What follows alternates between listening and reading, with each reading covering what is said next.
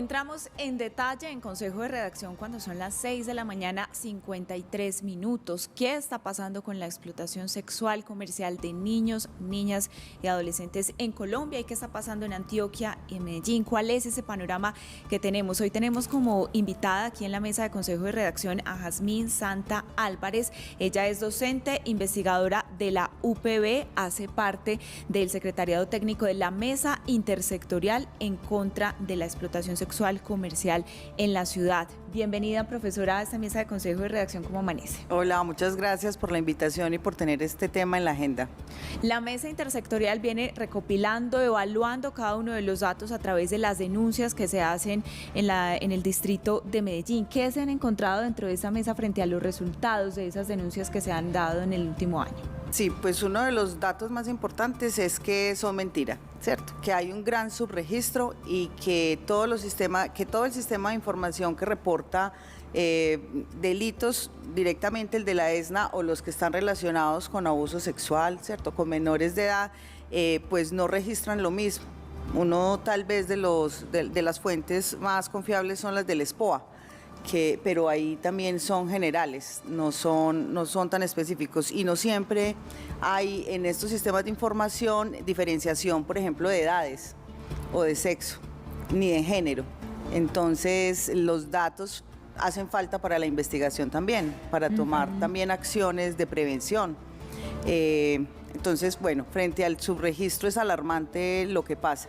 Entonces, también porque preocupan mucho los datos, que siempre van en aumento, pero nosotros desde la mesa decimos que puede ser el dato una víctima o 100 o 16.000, casi 900, como se reporta desde la policía con delitos relacionados con abuso sexual y con explotación y con menores de edad. Entonces, realmente hay que trabajar por los 16.000, ¿cierto? Pero mire qué interesante lo que usted dice. Lo primero es que el dato es mentira. O sea, es un dato completamente desactualizado. Es alarmante. Claro. Y es mentira. Y es mentira. Lo segundo es que es más alarmante aún. Exacto. Sí. Es más, porque es más el subregistro.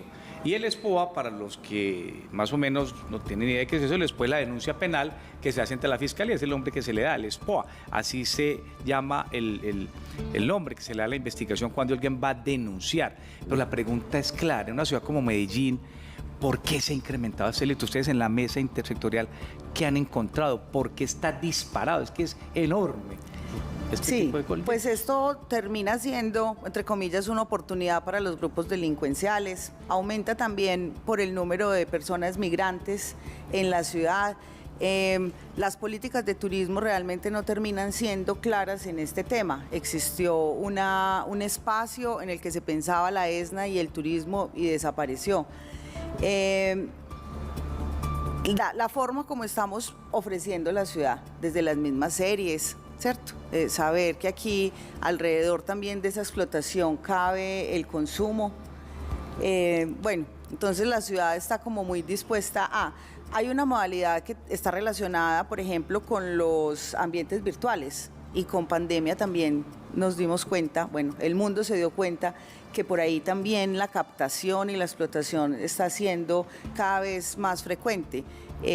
Hay un delito, en Colombia no es delito, pero con el convenio de Budapest es un delito que se llama el grooming, ¿cierto? Y es, bueno, es una práctica, delito, ahí la ley termina siendo no muy clara si es una práctica o es un delito, donde los pedófilos, por ejemplo, tienen manuales para captar menores de edad, ¿cierto? Y es como si fuera una apuesta, 15 minutos ya es mucho tiempo. Y muchos perfiles para convencer a una niña, un niño, a un adolescente, ¿cierto? Que se es un par, que se es de, bueno, que hay como un coqueteo, una cosa, y termina esto siendo una situación bien complicada para padres, madres, cuidadores también, porque hay un bache ahí en el mundo digital donde creemos que saben más, pero están más vulnerables. Entonces, por eso lo que se recomienda siempre es el acompañamiento. Profesora Santa, su respuesta inicial es muy categórica. La cifra es una mentira, es decir, es irreal. La investigación alcanza a determinar como el alcance, la dimensión como a intentar dimensionar realmente una cifra que sea más o menos acertada respecto a la explotación sexual comercial de niños, niñas y adolescentes. Lo que pasa es que hay como un conjunto de delitos y no se especifica ese de explotación sexual comercial. Hay unos números que tienen que ver, por ejemplo, con pornografía y menores de edad, ¿cierto? Uso de menores de edad para pornografía o para generación de material sexual, ¿cierto? No sé, lo que pasa es que yo tengo un descreimiento frente a las cifras, ¿cierto? Hay una cifra, yo la anoté dentro de la recopilación de información que está pidiendo la mesa a diferentes entidades como Fiscalía, como los datos del Sigivila, que son los de atención en salud, los del ICBF, los de policía, ¿cierto? Se habla de 16.935 víctimas del 2010 al 2022, pero estas víctimas de ESNA, ¿cierto? Pero también, si no estoy mal, de víctimas de delitos sexuales en general. Entonces, de 2010 a 2022. ¿Y qué tan responsables somos socialmente de lo que está ocurriendo? Y no me refiero a la autoridad exclusivamente, sino, usted lo decía incluso ahora, de la forma como hemos vendido a Medellín a la atracción internacional. Sí. Y eso es un asunto que no es solo de autoridad, es de una sociedad. El eslogan de la mesa es erradicar la ESNA depende de ti, depende de mí, depende de todas y de todos. Esto no es una tarea que tenga una administración municipal, departamental o nacional. Esto es una obligación que tenemos todos y todas, ¿cierto? Y además entender que no se trata de niñas, niños, adolescentes que son los cercanos míos, ¿cierto? Son todos, son todas.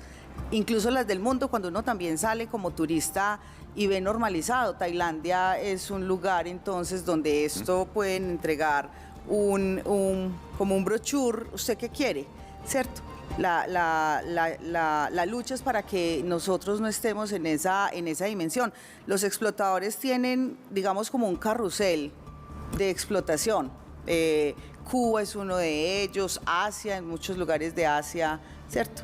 China pues es clave para no solo la explotación, sino también para la trata de personas, que es otro delito en el que no se diferencia muy bien los datos para niñas, niños, adolescentes, sino personas adultas. Entonces ellos tienen ese corredor, ese círculo que hacen, ese trayecto que hacen, y Colombia está siendo uno de los destinos. Y hace poco decía alguien en la mesa que hay una situación bien particular con los explotadores turistas extranjeros, y es que saben que en Colombia el consentimiento es a partir de los 14 años para tener relaciones sexuales. Entonces, un policía ve a un extranjero con una niña, un niño de 14 años y puede decir, es que tenemos una relación. Entonces, tenemos un noviazgo, ¿cierto? Es muy difícil in situ ahí decir, bueno, muéstreme el recorrido que tienen de esta relación. Entonces vamos normalizando, se va volviendo parte del paisaje. Claro. Profesora Santa, excúseme un momento, la interrumpimos, ya va a seguir la ronda con la pregunta de Andrea, pero antes, conexión cámara, unos minutos, y seguimos hablando con la docente investigadora de la Universidad Pontificia Bolivariana a propósito de este asunto. Continuamos esta conversación con la profesora, docente, investigadora de la Universidad Pontificia Bolivariana, Jazmín Santa Álvarez. Estamos hablando de estas cifras y esta situación tan alarmante acerca de los delitos de explotación sexual. Profesora, usted nos deja muy preocupados porque habla de un subregistro, empezando porque usted dice que esas cifras son mentirosas frente a la situación tan grave que estamos viviendo. Pero, ¿qué se está haciendo? Bueno, desde hace 12 años existe en la ciudad un espacio que se llama Mesa Intersectorial en contra de la explotación sexual comercial de Medellín. Desde ese espacio se hace prevención, se hace investigación desde la academia, con los actores que están directamente relacionados con la atención a estas víctimas.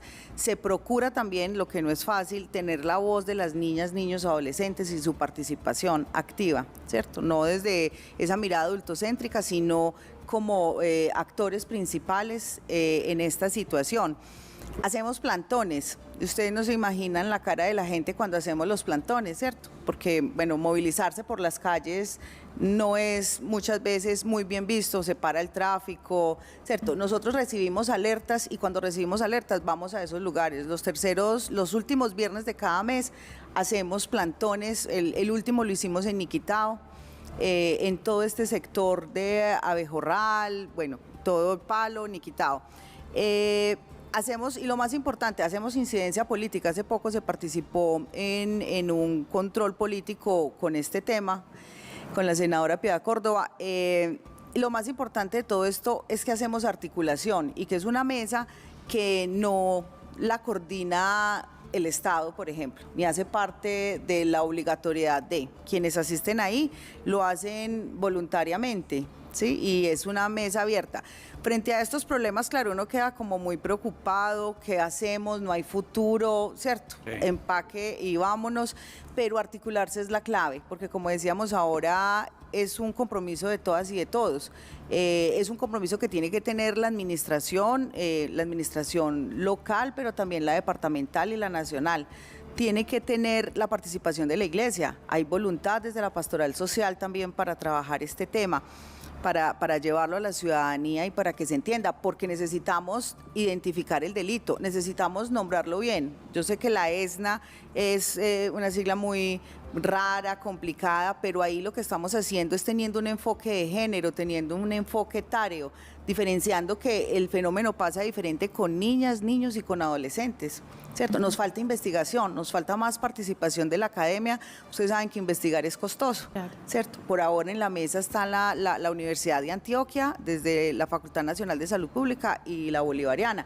Necesitamos más compromiso y necesitamos más sanción social, porque como ustedes pudieron ver en las cifras también, muchos casos están en indagación, ¿cierto? No hay sentencias realmente, no hay muchas sentencias. Entonces necesitamos que la sociedad se comprometa y sea garante de los derechos de las niñas, niños y adolescentes. A eso voy, profesora Jazmín, porque cuando revisamos que hay un subregistro, uno se pregunta por qué no denuncian las personas este tipo de situaciones.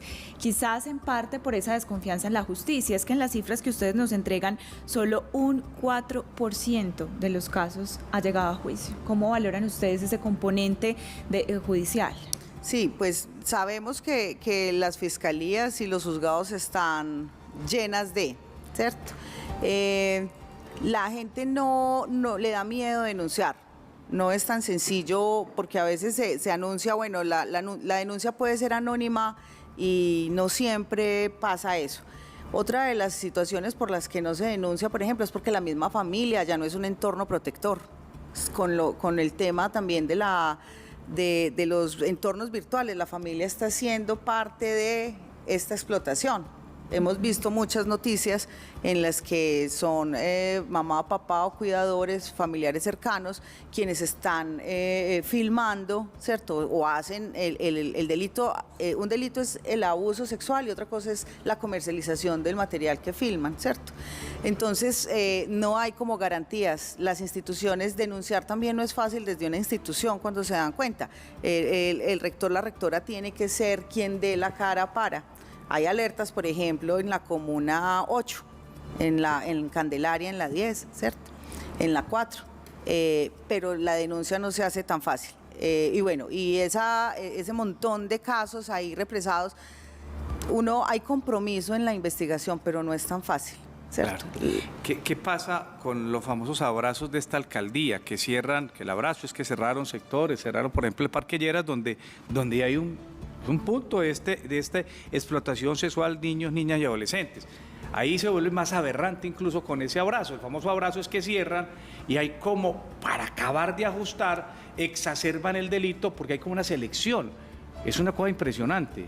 Sí, pues en la agenda pública uno se da cuenta es que han puesto el foco en el ejercicio de la prostitución. Exacto.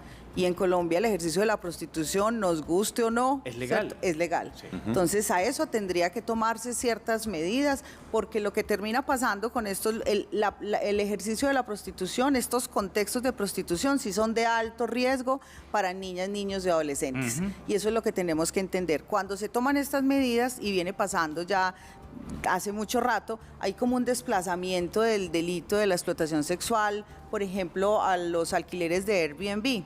¿sí? Entonces esto invisibiliza más la situación que está pasando. El extranjero no corre riesgo porque él está en el apartamento que alquiló, está cómodo, hace el contacto por internet, ¿cierto? Y allá le llegan. Y llegan, sí, y hay proxenetismo, ¿cierto? Hay quien intermedia y promueve que haya esa explotación. Profesora, gracias por acompañarnos. Nos deja muy preocupado, pero creemos que parte del proceso tiene que ver con divulgación y prensa, que se abran más espacios de conversación a propósito de este asunto, y es lo que estamos haciendo esta mañana en Consejo de Redacción. Felicitaciones por la investigación que genera una preocupación social, pero hay que investigar estos fenómenos para poder avanzar hacia resoluciones de ellos. Gracias, Jazmín. Quisiera antes pues contarle a la gente entonces que puede denunciar en la Fiscalía en el 122, pero que puede reportar también en el 123 Social o en el 141 de ICBF. Es importante que tomemos acciones también que tengan que ver para que esos problemas del subregistro empiecen también a cambiar. Muchas gracias por tener este tema en la agenda. Gracias a usted por acompañarnos.